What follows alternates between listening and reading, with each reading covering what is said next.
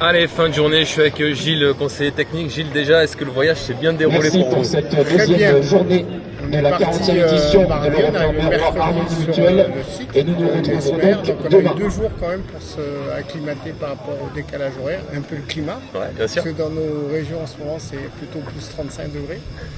Mais c'était important de venir 2-3 jours avant pour que les jeunes joueurs, les enfants puissent s'acclimater déjà à l'environnement aussi, parce qu'il y en a beaucoup qui n'ont jamais traversé l'Atlantique. On ne se rend pas compte, mais on a un territoire français, mais on est à 8000 km. Et il y a beaucoup de jeunes joueurs, c'est leur première expérience sur l'Hexagone, en dehors de leur territoire respectif.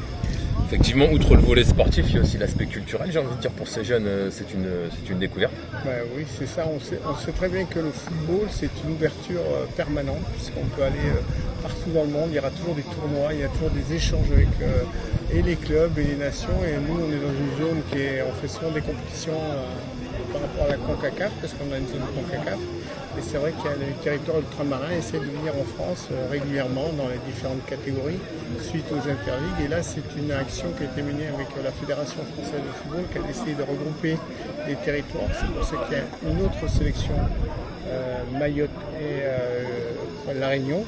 C'est 2 territoires ultramarins vraiment spécifiques qui peuvent participer à un grand tournoi, on peut dire, européen, puisqu'il y a que les clubs professionnels et c'est important d'acquérir de l'expérience au travers de ces compétitions et ces niveaux qui sont supérieurs à notre région. Dernière question, quel est ton point de vue un petit peu sur l'organisation générale de notre tournoi? Très grand tournoi, moi j'ai déjà fait beaucoup de tournois, j'ai un peu d'expérience, c'est bien organisé.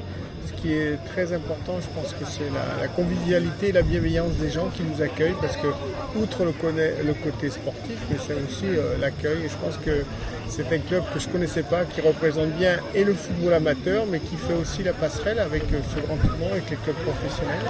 Et c'est important de savoir que tous les pros, un jour, ils ont démarré dans un club, peut-être comme l'USMR, et qui se donnent les moyens d'avoir une belle organisation, un beau tournoi et des beaux terrains. Nous, c'est les infrastructures, c'est magnifique les infrastructures. Et je tiens à remercier bien sûr tout le comité d'accueil, puisqu'on a été reçus à bras ouverts.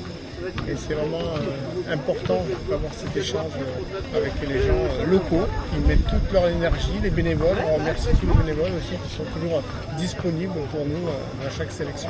Eh ben écoute Gilles, on te remercie et puis je t'annonce que les températures vont remonter d'ici demain. Oui, on est quand même en été.